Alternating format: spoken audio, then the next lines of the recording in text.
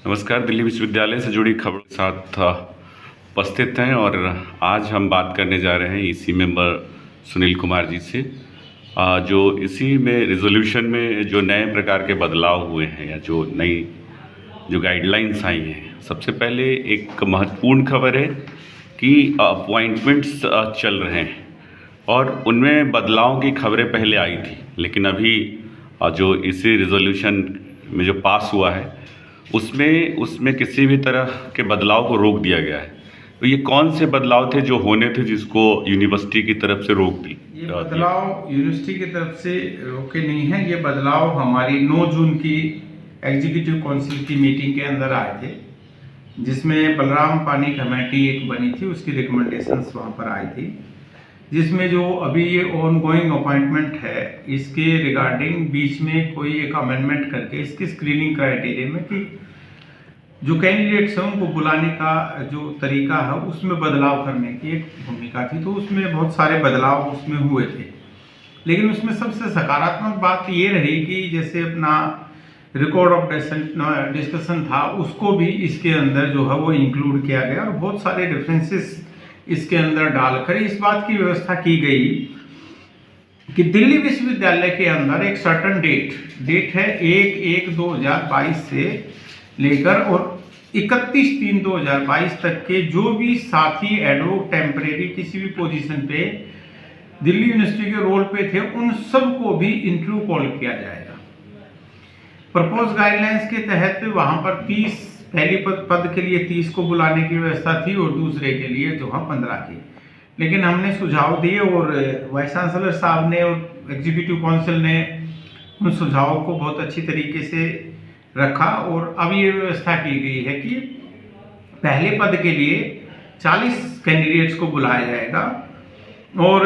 फिर उसके बाद जो अन्य पद होंगे उसमें प्रत्येक पद के हिसाब से 20-20 कैंडिडेट उसके अंदर जोड़े जाएंगे। इसके साथ ही जब हमने इस बात को भी उठाया कि कई बार कैटेगरीज जो SC ST OBC PWD और स्पेशल कैटेगरीज जो आती हैं, तो EWS भी हो गया, EWS में भी कई बार ऐसा केस सुनने में आता है कि जब मिनिमम कैंडिडेट 40 बुलाए जाने हैं तो इनमें अगर इस स्क्रीनिंग क्राइटेरिया को लगा देते हैं, जैसे UR में बढ़ाकर 50 से बढ़ाकर 55 किया और SC ST OBC के लिए जो वो 45 से बढ़ाकर 50 कर दिया गया, तो अगर वो मिनिमम कैंडिडेट नहीं मिलते हैं तो फिर मिनिमम कैंडिडेट को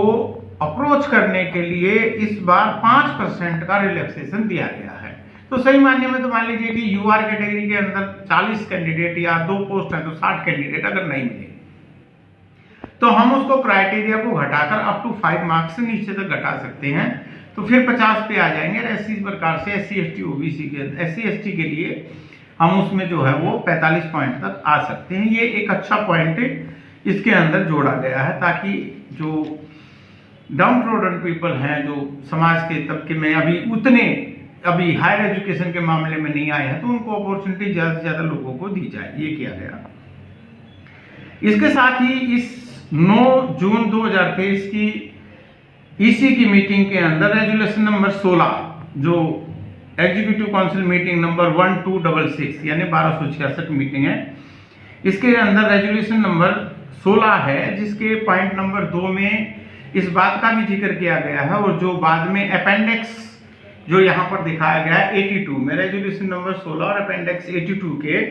इस पॉइंट में जोड़ा गया है। यहाँ स्पष्ट रूप से लिखा गया है E6 के नीचे यहाँ पर ये जो रिवाइज गाइडलाइंस होंगी, ये रिवाइज गाइडलाइंस जो भी एडवर्टाइजमेंट आएगी रिक्रूटमेंट के रिलेटेड कॉलेजेस में, वो 1/12/2023 के बाद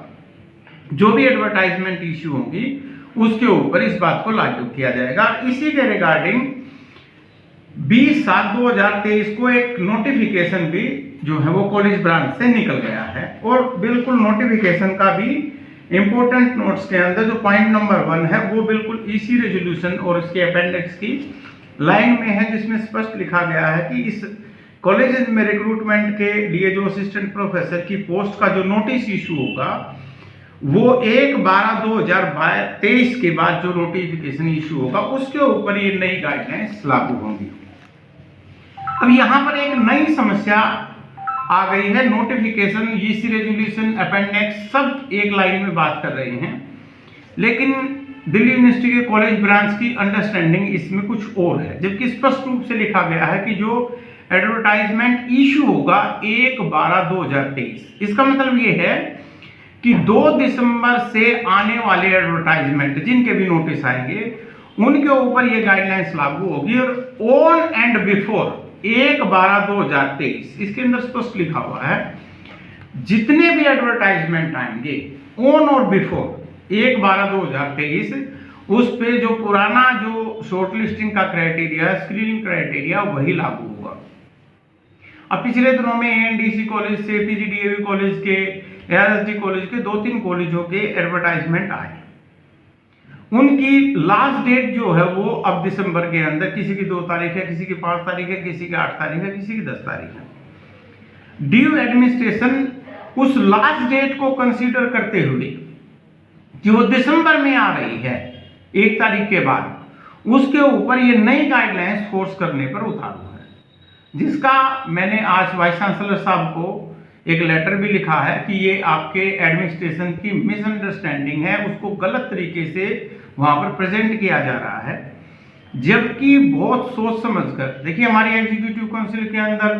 बहुत कम लोग होते हैं, लेकिन उसमें साथ साथ में हमारी दिल्ली कोर्ट के भी कुछ मेंबर होते हैं, सुप्रीम कोर्ट में जो सुप्रीम कोर्ट के भी लॉयर होते हैं, 3-4 लॉयर भी वहां पर थे हमारी कोर्ट के माध्यम से, जो प्रोफेशनल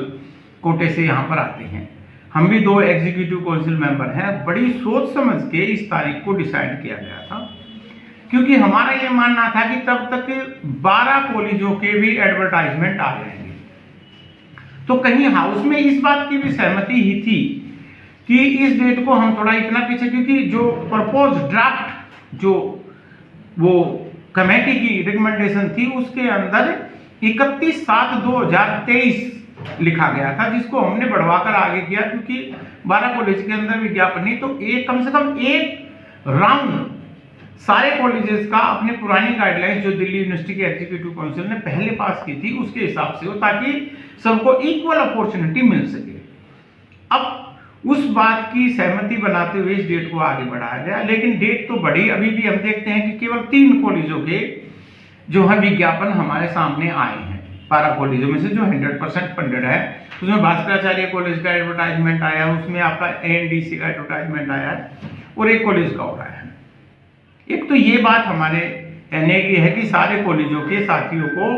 पूरा बराबर का मौका दिया जाना चाहिए, उस कॉलेज में पढ़ाने वाले एडोक साथियों को भी और उसमें अपॉइंटमेंट वालों में भी उसको मौका दिया जाना चाहिए, पुराने गाइडलाइंस लागू। दूसरा जो ये मिस इंटरप्रिटेशन की है, ये जो अंडरस्टैंडिंग नहीं बनी है, एग्जीक्यूटिव के रेजोल्यूशन पास होने के बाद भी मतलब जो खुद दिल्ली यूनिवर्सिटी ने नोटिफिकेशन भी कॉलेजेस को जो जारी किया है इसी रेजोल्यूशन की लाइन में जारी किया है, लेकिन उसके बाद उन कॉलेजेस को कॉलेज ब्रांच की तरफ से नया नोटिस भेज दिया गया है। चूंकि आपकी लास्ट डेट दिसंबर में जा रही है, लास्ट डेट कह रहे हैं दिसंबर में जा रही है, इसलिए आपके ऊपर नई गाइडलाइंस लागू होंगी। जबकि ये नोटिस ये कह रहा है कि जो इशू डेट है एडवर्टाइजमेंट की, वो अगर 1 तारीख से पहले है तो पुरानी गाइडलाइंस लागू होंगी। तो इसको लेकर हमने आज वाइस चांसलर साहब को एक लेटर लिखा है। उनका पॉजिटिव अप्रोच, उस टाइम पर भी जो हमने अमेंडमेंट इसमें दिए थे एडोक टीचर साथियों के जो हैं फायदे के लिए, टेम्परेरी साथियों के फायदे के लिए, उन सबको इसमें उस समय भी जो है लागू किया गया था, उसमें शामिल किया गया था और बड़ी अच्छी एक गाइडलाइंस बनाई थी, ताकि ये एक बहुत बड़ा जो बर्डन है और हमारे एडोक साथियों को जल्दी जो है कि उनकी अपॉइंटमेंट हो सके, क्योंकि उनको इंश्योर किया गया कि हर हालत में उन लोगों को कॉल लेटर जाएगा। तो आपके माध्यम से हमारी यही रिक्वेस्ट है कि इसको ठीक तरीके से जो नोटिफिकेशन नई गाइडलाइंस के रिगार्डिंग जो इन कॉलेजेस के अंदर भेजे गए हैं, एएनडीसी कॉलेज हो चाहे कोई और कॉलेज हो, एआरएसडी कॉलेज हो, पीजीडीएवी कॉलेज हो, जो भी हो, उस नोटिफिकेशन को इसकी लाइन के अंडरस्टैंडिंग बनाते हुए इसको रिवाइज भेजे। इन कॉलेजों के ऊपर अभी भी पुरानी गाइडलाइंस ही लागू होगी। जिन कॉलेजों ने ईमानदारी से अपने एडवर्टाइजमेंट में 15 दिन दिए हैं, 20 दिन दिए हैं और अपने विज्ञापन सही समय पर अखबारों में 2 नेशनल न्यूज़पेपर के अंदर निकलवाए हैं, उनके ऊपर 1 तारीख से पहले के ये पुरानी गाइडलाइंस लागू होगी। 1 तारीख के बाद जो भी नोटिफिकेशन आएंगे उसको लेकर ये नई गाइडलाइंस लागू होगी। इसके संबंध में ही हम कल एकेडमिक काउंसिल में भी इस मुद्दे को उठाने वाले हैं। मैंने भी आज एग्जीक्यूटिव काउंसिल की हैसियत से कि इसी रेजोल्यूशन की जिसको हमने बनाया है उसकी miss interpretation Delhi university administration की तरफ से हो रही है। आशा करते हैं कि आपके माध्यम से वाइस चांसलर साहब तक ये बात पहुंचेगी और इस पर कोई सही निर्णय लेंगे। धन्यवाद।